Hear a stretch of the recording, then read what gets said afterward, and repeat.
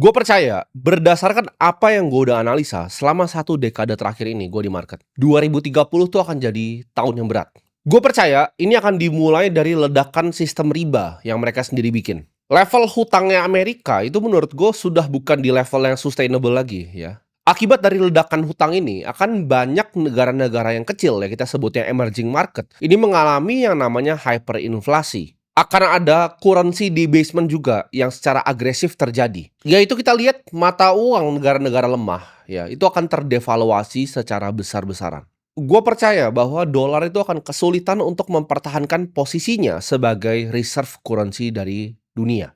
Mungkin gua akan jelasin sedikit kenapa Amerika ya. Kalian tahu Amerika 50 tahun terakhir itu menjadi negara yang sangat kuat di dunia ini. Yang currency-nya sangat kuat dan semua orang mau berdagang dengan Amerika. Karena setelah Perang Dunia Kedua, dunia itu hancur. Kalau kalian perhatikan, Amerika setelah Perang Dunia Kedua, itu orang yang kerja di pabrik, kerja dengan gaji UMR-nya Amerika di pabrik itu bisa punya rumah yang lumayan, ya, punya 2 mobil, anaknya 2, TV-nya besar. Kenapa? Karena Amerika ngomong ke negara-negara yang hancur. Contohnya kita ngomong ya, dari negara-negara itu contoh seperti Jepang. Dia bilang ke Jepang, "Oke, lu bikinin gua TV, lalu gua kasih lu mata uang paling kuat di dunia supaya lu bisa berdagang dan lain-lain." Akibatnya apa? Negara-negara yang lain ini ya kasih barang dan jasanya ke Amerika. Lu kirim gua barang dan jasa, lu kasih gua TV ya, lu kasih gua makanan, lu kasih gua minyak, kita eksporin lu uang reserve currency terbesar di dunia. Jadi negara-negara yang sudah hampir hancur ini ya disuruh kirim barang dan dikasih USD. Setelah negara-negara ini semua bangkit, mereka bilang, tunggu dulu. Sekarang apa? Gue nggak mau cuman kasih barang dan jasa terus dikasih kertas. Masa kita ngelanjut kirimin barang lu cuman buat uang yang lu cetak?" Mereka mulai sadar nih negara-negara ini. Jadi kalau kalian tanya, sebenarnya US dollar itu di-backing sama apa sih? Apakah di-backing sama emas? Kan itu udah lepas ya. Di-backingnya jawabannya sama militer Amerika Serikat sendiri. Jadi karena militernya kuat sekali, dia bisa ancam-ancam orang pakai US dollarnya. Itu adalah backingan US dollar. Kapal-kapal itu. Tapi kan sekarang militer teknologi seperti gue ngomong, tank itu sudah tidak ada gunanya. Tank yang ada perang Ukraina Rusia itu ditabrak sama drone yang bawa bom langsung hancur tanknya. Satu drone yang mungkin nanti sisanya harganya cuma $100, itu bisa hancurin tank yang mahal sekali. Sama seperti pesawat bisa dikejar nanti. Jadi ini warfare akan sedikit berubah dan yang kita tahu sendiri, perusahaan defense nomor 1 di dunia. Orang banyak yang kira mungkin Palantir ya atau yang lain. Jawabannya adalah DJI. Drone yang kalian lihat itu jualan di mall, itu perusahaan defense teknologi nomor 1 di dunia sekarang. Dan itu perusahaan apa? Perusahaan Cina. Jadi kalau kita ngomong secara militer, Amerika sudah tidak di depan. Jadi yang backing USD ini sudah tidak ada. Jadi kalau kita lihat dari Rusia, Cina, ya, mereka sudah stop beliin utangnya US dalam jumlah yang besar. Jumlah US Treasuries yang mereka investasikan itu turun terus. Kemarin gue juga lihat ya, Jack Dorsey pencipta dari Twitter, dia bilang bahwa bagus untuk mendelete semua intellectual property law. Ya, jadi hukum tentang intellectual property, kekayaan intelektual, itu harusnya dihapus. Karena era sekarang sudah tidak ada yang namanya kekayaan intelektual, semuanya bisa dibikin oleh AI. Dan Elon Musk itu setuju dan banyak teknokrat yang lainnya yang setuju. Gua pun juga salah satu orang yang setuju. Dunia ini akan menjadi dunia baru, dunia yang berbeda. Kita akan lihat kejatuhan US itu dari US Treasury dulu. Kita bisa lihat juga unemployment rate yang nanti akan melonjak tinggi. Kenapa? Karena 40% ini data dari McKinsey akan digantikan di 2030 oleh artificial intelligence. Dedolarisasi itu akan terjadi juga ya. Dan negara-negara lain yang gue sebut tadi itu akan bangun. Gue kasih contoh aja ya, ini mungkin masih jauh sekali dan masih unlikely, tapi negara penghasil minyak terbesar seperti Saudi, ketika dia trade berubah dari USD jadi yuan, itu akan meledak US. Tapi itu unlikely untuk terjadi. Ketika itu terjadi tapi akan negara lain ikutin dan akan ada namanya global liquidity freeze. Market obligasi itu akan crash dan akan ada mass repricing ibaratnya dalam aset-aset seperti saham, obligasi, dan juga properti. Capital flight dari US Treasury akan mengikuti ya. Sistem kredit ya, sistem riba dan hegemoni US itu akan hancur. Dan ini akan meng-create panik yang luar biasa, widespread di seluruh dunia yang bikin orang nggak percaya sama bank sentral dan juga uang fiat. Nah, gue percaya ke depannya AGI ini akan mengubah semuanya. Menurut gue AGI akan hadir dalam antara 10 sampai 40 tahun lagi ya. Jadi AGI itu apa? AGI itu Artificial General Intelligence. Nah, bedanya apa antara AI yang ada sekarang dan AGI? Lu bayangin seperti ini. AI sekarang itu seperti kalkulator. Lu suruh 1 tambah 1 dia kasih keluar 2. Dia tidak bisa beneran mikir sendiri. Dia cuma bisa jawab pertanyaan yang lu lempar ke dia dan lakuin apa yang lu suruh ke dia. Ini makanya ada orang-orang bodoh yang kemarin gue bilang drone itu akan gantikan tentara. Mereka tidak paham yang gue bilang. Mereka bilang, oh nanti akan ada orang yang operasin drone-nya. Iya, itu sekarang bos. Itu sekarang. Kalau mungkin masih AI, ya itu mungkin masih ada orangnya. Tapi di saat AI ini sudah berubah jadi artificial general intelligence, kemampuan untuk belajar sendiri, dia bisa belajar musik, dia bisa belajar seni, dia bisa belajar berpikir seperti manusia. Itu jenderalnya pun pasti AGI bukan manusia, kan dia lebih jago pasti dari manusia. Dia bisa belajar main game sendiri, dia bisa belajar jadi lawyer sendiri, dia bisa belajar kendarain drone-nya sendiri. Dan ini sudah tidak dibutuhkan lagi manusia-manusia kebanyakan. Kalau sudah AGI, 99,9% manusia itu tidak dipakai lagi. Kalian harus paham bahwa revolusi besar dalam dunia ini itu selalu dalam dua format. Yang satu kepintaran dan kedua adalah uang. Kepintaran itu apa? Revolusi yang pertama tentang kepintaran itu di saat ditemukannya writing, nulis. Orang bisa share pemikirannya. Itu adalah revolusi kepintaran. Printing press, ketika gampang informasi disebar. Itu revolusi kepintaran. Orang bisa nulis, orang bisa bikin buku, orang bisa simpan ilmu, orang bisa bagikan ilmu ke orang lain, bisa bagikan distribusi dalam jumlah yang besar. Internet juga distribusi kepintaran, kalian jangan salah. Revolusi paling besar manusia itu selalu dua. Revolusi kepintaran dan revolusi uang. Dan ini di depan mata kita dua-duanya nih. Revolusi uang itu cryptocurrency, dan revolusi kepintaran itu artificial intelligence. Gue percaya mungkin di kehidupan gue masih lama ya AGI ini muncul. Tapi kalau gue sebut ASI ya, artificial super intelligence, ini cepat sekali teman-teman. Gue adalah pengguna ChatGPT dari beta masih 2022. Gue pelajarin language model semuanya secara detail. Tapi yang fakta yang unik adalah GPT yang sekarang itu canggih sekali dibanding 2 tahun lalu. Canggih sekali. Perubahannya lebih jauh dibanding Nokia ya ke iPhone. Menurut gue, GPT yang gue pakai sekarang dan 2 tahun lalu itu lebih iPhone paling baru ke Nokia yang paling tua, yang paling butut. Lompatannya segitu jauh. Gue nggak tahu nih lompatan yang ke depannya akan seperti apa. Tapi menurut gue kalau super intelligence mungkin dalam 5 tahun lagi. GDP negara besar menurut gue konsumsinya ini akan menurun ya. Akibat pekerjaan itu 40% digantikan dengan AI. Akan ada deflasi GDP negara-negara besar dan juga kontraksi kredit akibat AI ini. Gue nggak ngasal ngomong, kemungkinan ini semua terjadi di 2030 tuh nggak rendah-rendah amat. Ada probability-nya bahwa 2030 ini akan ada kehancuran. ChatGPT sekarang ya, kalau lu ambil satu orang, contoh misal di kantor gue, itu menurut gue itu 100.000 kali lebih pintar dibanding orang yang lu ambil di sini. Gue tuh akhirnya punya teman tandem untuk ngomong ya, yang level intelektualnya sama. Dan ini bahayanya apa? Ini akan bikin gap intelektual. Contoh kameramen gue yang di sini ya pakai AI dan gue yang pakai. Itu akan beda sekali ya. Outputnya gua, input yang dikasih sama dia, itu akan sangat berbeda. Karena AI ini makin pintar lu sebagai seorang manusia, dia akan makin ngasih jawaban yang lebih bagus lagi. Jadi ini never ending improvement cycle untuk orang-orang tertentu. Dan ini akan bikin gap yang namanya knowledge. Dulu kan gapnya cuma capital ya. Gua orang kaya sekali, gua bisa invest sana sini. Lu orang miskin, lu gak bisa invest sana sini. Sekarang gua orang pintar, gua orang kaya. Gue pakai AI untuk mikir dan gue pakai capital gue untuk deploy ke tempat-tempat yang bisa gue tanya AI-nya di mana. Dan ini udah real ya. Ini udah happen di depan mata lu semua. Gue lebih baik lu ambil semua karyawan gue, lu pecat semua karyawan gue dibanding gue nggak bisa pakai AI lagi sekarang. Karena itu teman gue untuk bikin decision making lebih penting dari semua karyawan gue. Gimana nanti? Sekarang menurut gue udah 100.000 kali lipat lebih efisien dibanding manusia biasa. Artificial super intelligence itu kan 1 juta kali lebih efisien. Dan di saat itu sudah terjadi, ini kita akan lihat dunia yang sangat berbeda. Mungkin ya, ke depannya barang itu bisa jadi murah. Ini gue ngomong positif dulu. Gue bilang barang akan jadi murah. Karena efisiensi mengerjakan suatu barang akan berbeda. Contoh, baju handmade tunic zaman dulu ya. Zaman raja-raja zaman dulu. Itu butuh 1 tahun kerja lu untuk bisa beli. Sekarang lu di Zara, lu ke toko lu bisa beli. Kenapa? Karena biaya produksinya makin rendah. Ke depannya kalau AI udah canggih sekali, semua barang dan jasa itu akan jadi murah sekali justru. Manusia harusnya makin sejahtera. Tapi kan gue tahu banget manusia sifatnya apa? Serakah. Ya, tukang iri, greedy, serakah semuanya. Fear, takut. Apa yang akan disebabkan kalau misalnya ini bikin semua jadi murah? Ada orang-orang tertentu yang nggak mau itu terjadi. Akhirnya manusia-manusia yang nggak penting ini akan disingkirkan nanti ke samping. Kalau lu lihat di Cina ya, robot itu udah ngelipetin handuk ya. Jadi handuk di Cina di hotel itu udah bukan manusia yang lipat. Itu sudah robot semua. Nggak usah jauh-jauh, lu makan di Haidilao aja nganter kadang udah robot kan. Itu tinggal masih ada manusia yang ngambilin aja.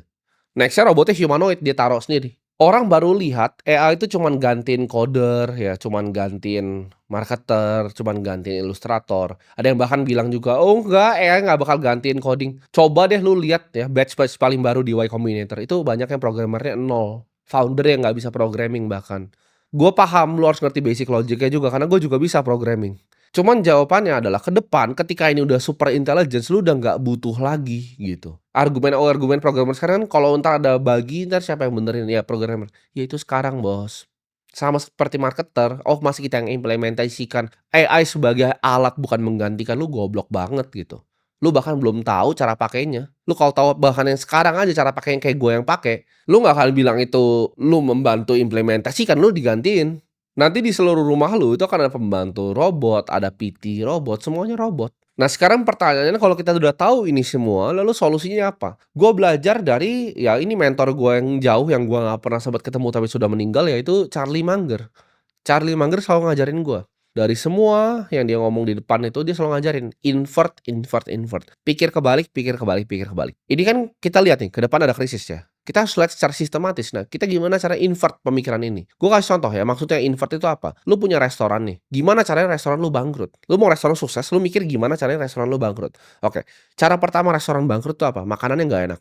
Kedua, servisnya, coba aja staff lu maki-maki semua customer lu yang masuk. Itu gue yakin dalam 2 minggu restoran lu bangkrut. Nah, lu udah tahu kan, dua ini yang bikin bakal bangkrut dalam 2 minggu. Jadi apa yang harus dilakukan? Adalah bikin makanan yang paling enak dan customer service yang paling lama. Itu ada konsep pikir invert, ini gue selalu pakai. Bahkan di matematika, di semua ini selalu gue pakai. Cara pikir kebalik. Lu cari potensi masalahnya, lu pikir kebalik, nah lu selamat. Nah, menurut gue, cara pertama adalah lu harus potong semua noise dari yang masuk ke otak lu, ya. Lu hapus semua media-media propaganda, lu jangan pernah nonton TV lagi. Virus yang paling berbahaya nanti dekat-dekat ke 2030 bukanlah virus yang bikin lu sakit fisik, tapi virus yang masuk ke mental kepala lu.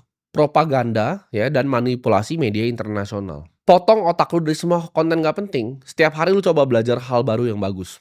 Coba lu bikin notes setiap hari, lu catat ya. Pengetahuan lu setiap hari nambahnya di mana. Lu tanya gitu semuanya setiap hari. Jangan lu telan mentah-mentah semua informasi yang lu dapat. Lu belajar ya, Austrian Economics itu apa? Sistem ekonomi yang seharusnya terjadi di dunia itu seperti apa? Free market yang benar itu seperti apa? Lu harus ikuti yang namanya kebenaran, bukan ikuti sekedar tren. Kalau lu mau hancur ya lu dengerin terus media propaganda, lu dengerin terus. Ada demo di sini lu ikut, nah, itu lu ikutin terus, lu akan hancur hidupnya. Apalagi ketika nanti gue bilang tadi, ya kan? Hegemoni US ini mungkin goyang nih, sistem kreditnya goyang nih. Apa sih yang kita harus lakuin kalau sistem kreditnya goyang? Mata uang negara-negara lemah tuh akan apa? Devaluasi. Akan ada hyperinflasi. Turki mungkin meledak nanti negaranya. Argentina mungkin meledak negaranya. Nah, kalau lu jadi orang yang tinggal di Argentina atau tinggal di Turki akan ngapain? Gua nggak bisa ngomongin di sini ya, lu nilai aja sendiri. Orang udah mulai lari-lari di mall beli emas. Lu mungkin ketawa kan dilihat itu. Tapi suatu saat 2030 ada yang terjadi. Mereka itu at least masih punya uangnya sendiri, tapi mereka mungkin bisa ditodong orang di rumahnya, dirampok emasnya.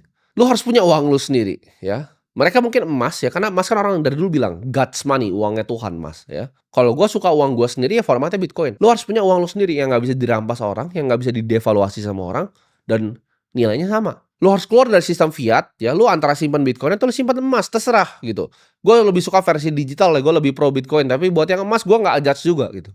Lu juga harus punya visi ya, akan di dunia ini apa sih lu dilahirkan di sini untuk kerjain gitu. Kalau lu tanya apakah gue cuma di sini untuk uang, kalau cuma untuk uang ya gue kasih tahu dari 3 tahun lalu gue udah bisa hidup sangat nyaman, gue udah pensiun, gue udah selesai. Gue di sini karena gue masih mau ingetin orang-orang kayak lu semua gitu. Duit itu udah nggak ada artinya untuk orang seperti gue. Gue cuma pengen bikin dunia ini jadi sedikit lebih baik. Karena gue beneran kasihan lihat teman gue tuh yang teman SMA gue sendiri ya. Personal trainer, lumayan duitnya ya, puluhan bahkan sebulan sampai bisa ratusan juta. Cuma ngajarin personal trainer, terus dia ngambil endorse ya kan dari brand-brand. Tapi dia setiap kali nongkrong sama gue, setiap ngopi sama gue nanya, Tim, ini gue harus investasi kemana? Gue harus investasi kemana? Itu menurut gue ada yang salah sama sistemnya. Dia tanya Bitcoin ya entry-nya harga sini bos. Lu ngajar fitness aja gitu. Harusnya lu dibayar pakai sesuatu yang tidak pernah kena devaluasi lagi. Gue percaya kalau sistem moneter di dunia ini fair, dunia akan jadi lebih baik. Jadi lu pilih satu cost yang lu pengen kejar pakai nyawa lu, dan lu siap di sana. Kalau lu tanya gue, apa sih satu cost di dunia ini yang gue siap mati adalah benerin sistem moneter ini. Karena dari dulu gue udah kena, gue korbannya gitu. Gue korbannya yang keluar dari sistem ini. 2030 tuh gak akan jadi kehancuran untuk kalian yang dengerin omongan gue ini. 2030 tuh akan jadi great reset untuk mereka yang goblok. Mereka yang ngata-ngatain gue yang, oh ngapain beli emas, ngapain beli Bitcoin. Ini 2030 bakal mati nih. Di saat gue bilang tadi ada masif asset repricing dari saham, obligasi, sama properti, ini mati nih semua ini nanti. Itu akan jadi great reset untuk mereka yang bodoh dan tidak siap. Di reset dunia ini ya, boomer-boomer goblok ini di reset nih yang udah tua ini. Mereka udah mau pensiun terus jadi miskin, uangnya ke gue nanti. Ini akan ada reset gitu.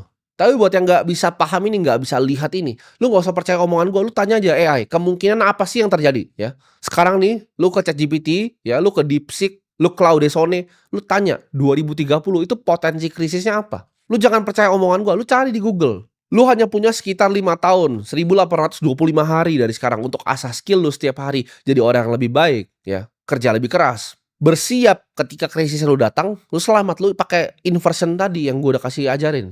Kalaupun kita bilang dunia ini hebat deh, nggak terjadi 2030, lu akan jadi manusia yang jauh lebih baik. Manusia yang jauh lebih siap untuk menghadapi krisis-krisis selanjutnya. Karena setiap 10 tahun sekali, itu selalu ada krisis hutang yang besar yang meledak.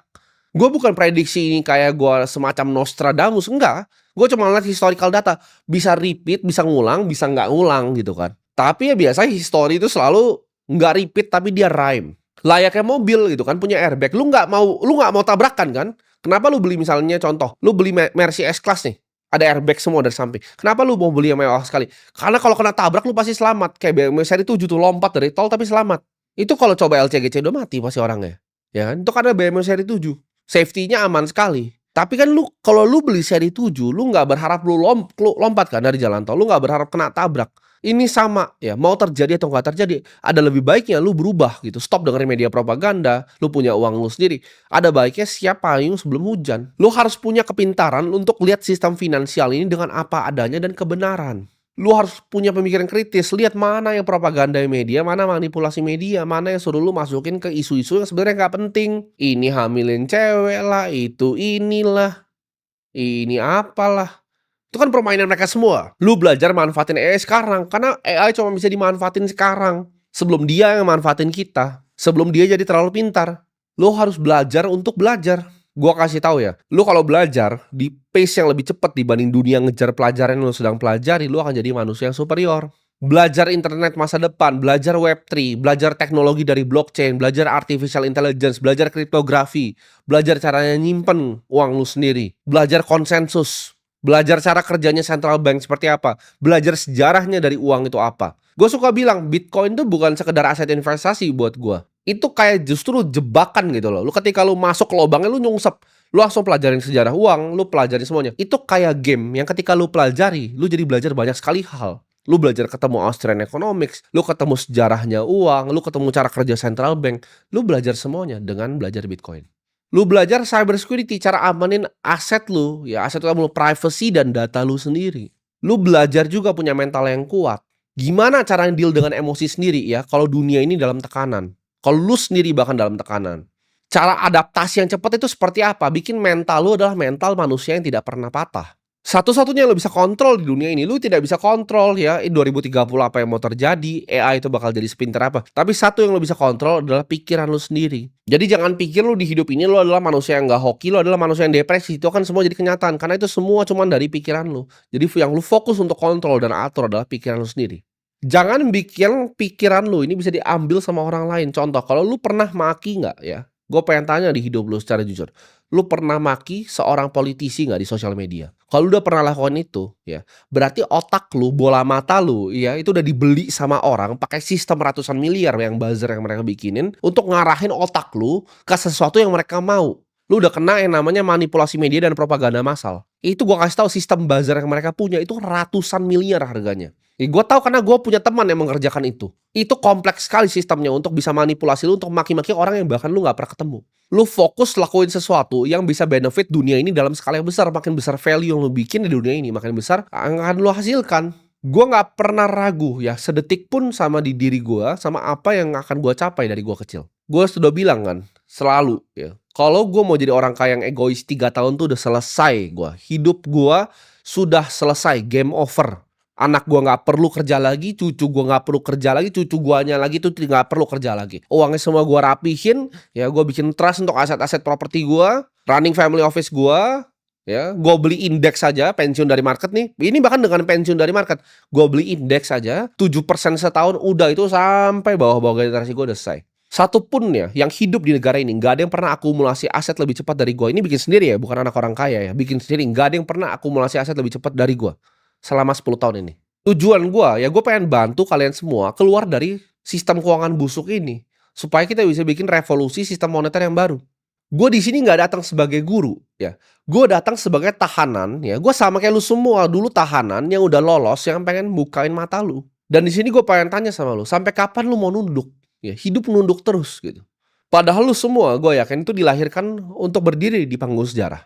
Dunia ini gak akan selamatin lu, hanya diri lu sendiri dan keputusan lu hari ini yang akan selamatin lu. Gue tahu bahkan beberapa yang nonton ini ada yang nonton di kafe ya. Lu perhatikan kalau lu buat lu yang lagi nonton di kafe, lu perhatikan sekitar lu. Itu adalah generasi yang sudah rusak gitu. 80% mungkin lagi scrolling TikTok atau ada satu lagi yang nonton Netflix. Itu generasi yang sudah rusak. Satu generasi ini udah hilang dibunuh sama TikTok ya. Media dari Cina itu dibunuh sama Netflix dan dibunuh sama sistem riba. Tapi bukan kalian. Ya makanya gue ajak kalian buat tinggalin sistem ini. Ambil alih lagi bola mata lu. Jangan lu maki-maki orang yang lu gak kenal di sosial media. Ambil lagi uang lu sendiri gitu loh. Dan lu ambil balik lagi jiwa lu. Semangat lu itu. Pelajari kebenaran. Miliki Bitcoin. Kuasai AI. Dan kuasai masa depan lu sendiri. Pada saat nanti dunia runtuh di 2030 ya. Mereka menangis dan kita akan memimpin di sini. Karena gue sebut di sini ya. Kita bukanlah generasi yang dilahirkan tuh jadi generasi yang nyaman. Kita adalah generasi ya yang ditakdirkan untuk mengakhiri perbudakan-perbudakan ini. Dunia itu sedang menunggu ya nama-nama kalian nanti ditulis di sejarah. Dan ini ya, ini semua adalah awal dari kebangkitan kita.